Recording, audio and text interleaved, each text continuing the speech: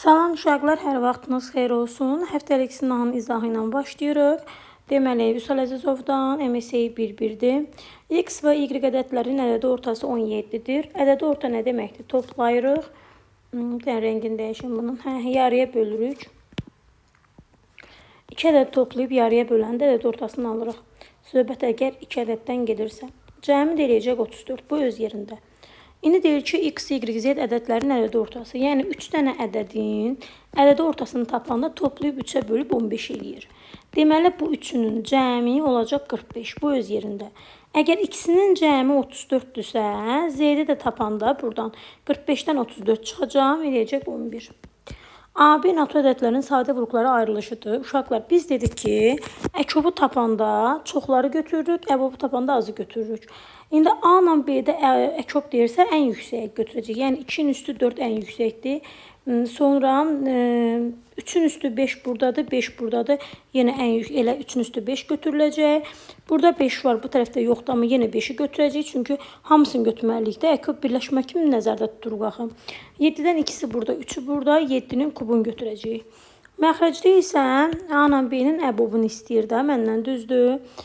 Balacaları 4'ü burada, 3'ü burada, onu götüreceğim. 3'ün üstü 5, yine onu götüreceğim. Çünkü əbobda ortaqlar götürülür. 5 yoxdur, dəymirəm. 7'nin üstü 2 götürüləcək. Sonra baxıram burada 3'ün üstü 5'lər gedəcək. 4 dənə də 2 var. Aşağıda 3 dənə qalacaq. Bir dənə 2. 7'dən 2 3 dənə sonra 2 dənəsi burada. Bir dənə 7 qalacaq. Bir də 5 qalacaq. Buranda da eləyəcək 70. 3 gün ərzində 360 ədəd kitab satılıb. Diaqrama əsasən birinci gün neçə kitab satılıb? 30%, 40% toplayanda 70%. Çünki diaqramımız 100% olmalıdır. Deməli, birinci gündə 30% kitab satılıb. İndi 360'ın neçə faiz olacaq? 30%. Bu da eləyəcək 108. Bunu mən sizə deyirdim ki, bu nisbətdə olanda A olacaq 3K, B olacaq 5K. Düzdürmü uşaqlar? Artıq nisbətlərlə işləməyi çox gözəl bilirik. Əkobun deyəndə 2 ədədin əkobu qarşılıqlı sadədirsə, görürsünüz 3 ilə 5 qarşılıqlı sadədir. Əkob bunların hasılı olacaq. Yəni 15K, K-nı çıxardırıq, 3 ilə 5-in əkobundan gedir söhbət. Buradan da K-nı çıxartsam, 3 ilə 5-in əbobundan gedir söhbət. Əbobu da eləyir 1, yəni 1K. Bərabərdir 42-yə. 14K bərabərdir 42-yə, K da bərabərdir 3-ə. A, B cəmini tapdı. Biri 5K, o biri 3K. Toplayanda eləyir 8K, 8-i də 3-ə vuranda eləyəcək 24. Tənliyin natural həlləri üçün X, Y hansını tap deyir. Natural həlli nə deməkdir? Nəyinə vuranda 13 eləyir? Ümumiyyətlə bilirsiniz ki, 13 sadə ədəd olduğu üçün biri 13'ə vuranda 13 eləyir. Onunla bura 1.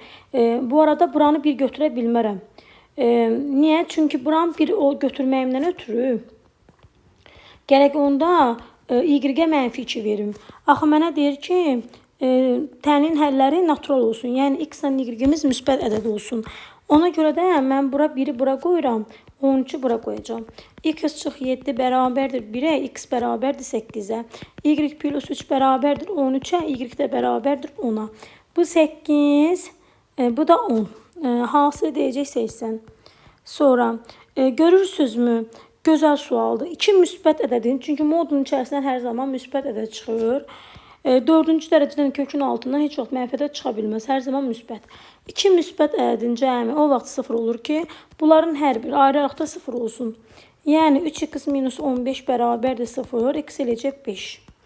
Aparıb buraya yazıram. 2y plus 5 plus 11 bərabərdir 0. 2y bərabərdir mənfi 16'ya, y də mənfi 8'ə. Hasili 5'i mənfi 8'ə. Vuranda eləyir mənfi 40. Dərcə parçanın əvvəlcə 30%'ni, sonra isə qalan parça. 30%'ni kəsibsə bu mənim parçamdır, 100%'dir. Bunun əgər 30%'ni bu kəsibsə, yerdə nə qədər qalacaq? 70%. Yəni qalan parça 70%'dir. Sonra deyir, bunun təzən 70'ində 50%'ni kəsdi, tulladı, atdı. Yəni 35%'də 1 kəsib. Parçanın hansı hissəsi kəsilməmiş qaldı? Bu qalmışdı axı 70% kəsilməmiş qalmışdı axı. Ondan təzədən bir 35% kəsdi. 35% nə oldu? Qaldı. Yəni %35'i əldə çevirsəm, 5'ə də bölsəm 27 hissəsi kəsilməmiş qaldı. 11-dən böyük 28-dən kiçik 3-ə qalxısız bölünən təbii ki 12-dən başlayacaq ta ki 27-yə kimi 12, 15, 18 hansıdır o variant? C variantı. Nömrə 9-da bu ifadəsini sadələşdirin. Baxıram ki E bərabərdir 2 tam onda 7 %72 falan da 2 onda 7 götürürəm təqribi E-ni.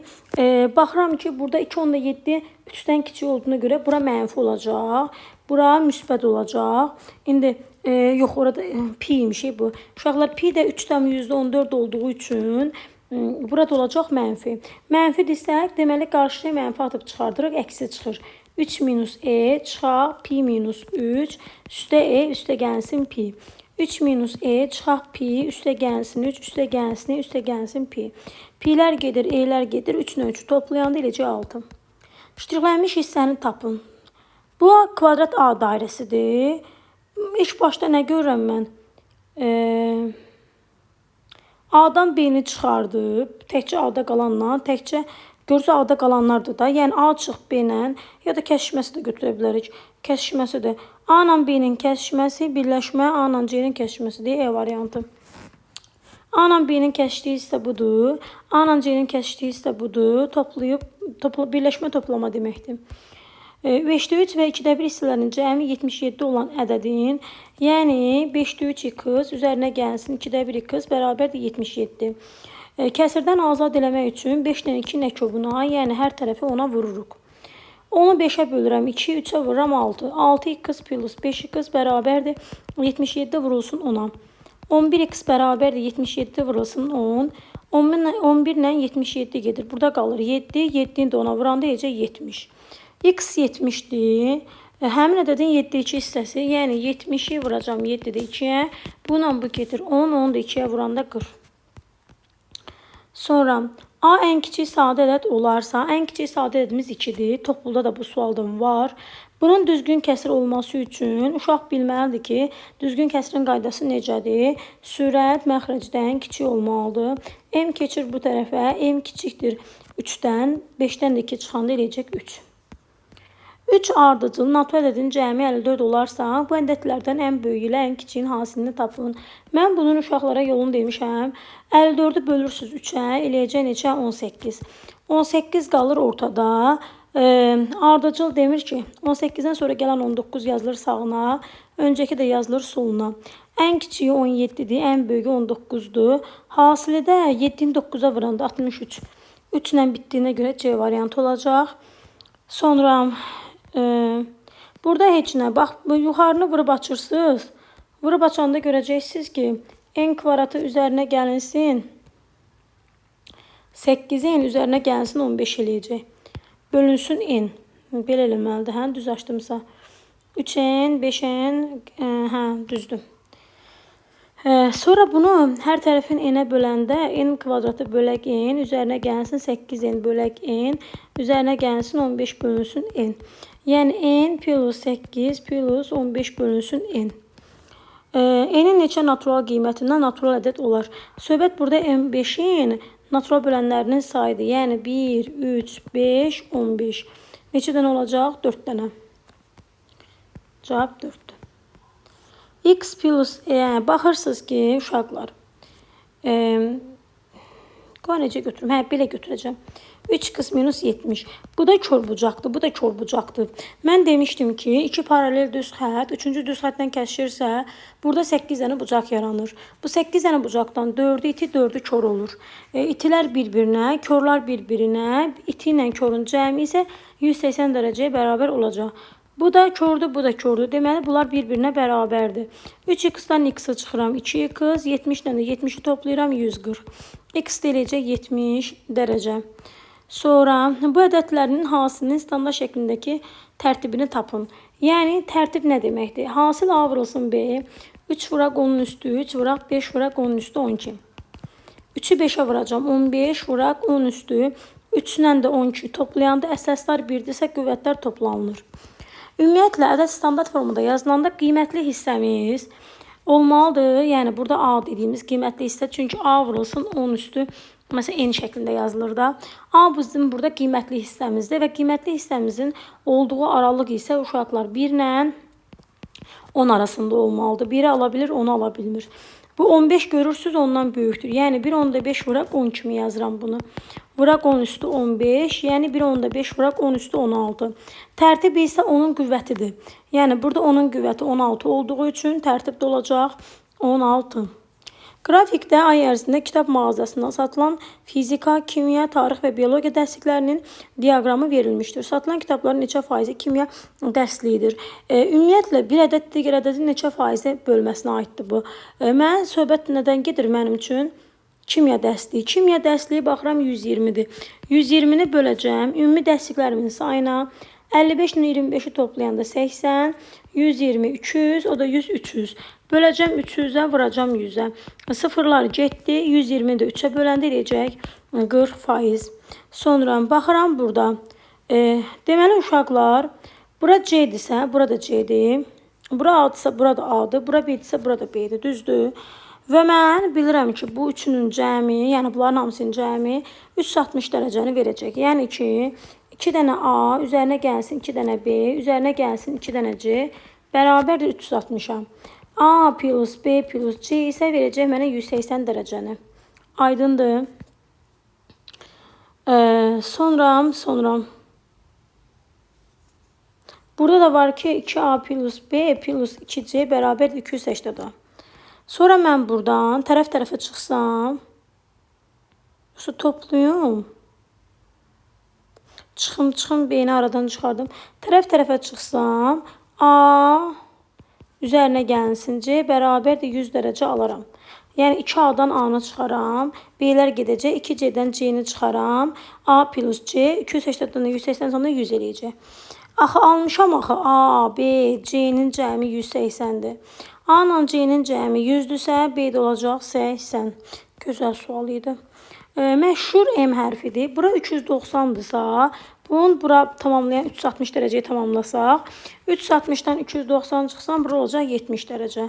M-in qaydası necə idi? Qollarının, buradakiların cəmi, 40 ilə X-in cəmi bərabərdir 70'ə. X də olacaq 30 dərəcə. Sonra 20'yə baxıram, görün mənə nə deyir? AOB, yəni ümumilikdə kör bucağım 148 dərəcədir. Bucaq AOK, altda 1x üstə gəlsin 30 dərəcə. BOK-mız isə 2y üstə gəlsin 12'də 1x-dir. Və qayda verir ki, OK tənböləndir. Yəni tənbölən nə deməkdir? Birincisi, buradakı bucağa bərabərdir. Və bu ümumilikdə 148'dir axı. 148'i bölərəm 2'yə, eləcək 74 dərəcə. Deməli, bu da 74'dür. Uşaqlar, bu da 74'dür. Bildiniz? Yəni, birinci altda 1x üzərinə gəlsin 30 bərabərdir 74'də. Alaram altda 1x bərabərdir 44'də, 74'dən 30 çıxanda. X də bərabərdir 44'ü 6'ya vuranda 4 dəfə 6, 24, 2 adda, 24 o da 2, 26. 264 dərəcə. Mən niyə belə böyük bir ədəd aldım burada? Hə, ola bilər də 6'ya bölüb üstə 30 gəlirik. Hə, ola bilər. X elədi 264. Düz hesabladıqsa. İndi digərini hesablayanda 2y üzərinə gəlinsin 264 vurulsun 12'də 1 bərabərdir neçəyə? 74'də. İndi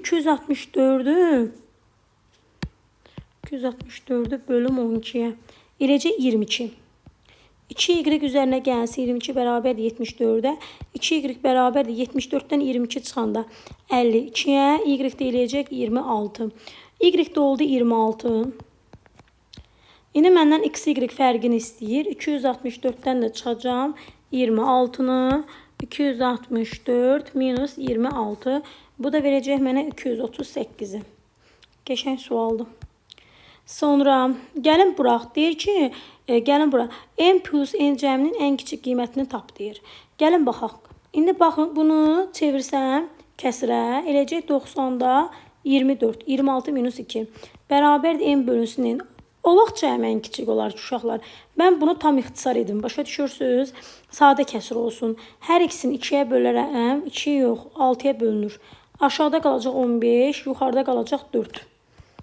M bölünsün N. Artıq 4'dən 15 heç bir ədədə ixtisar getmir. Cəmi də eləyəcək 19.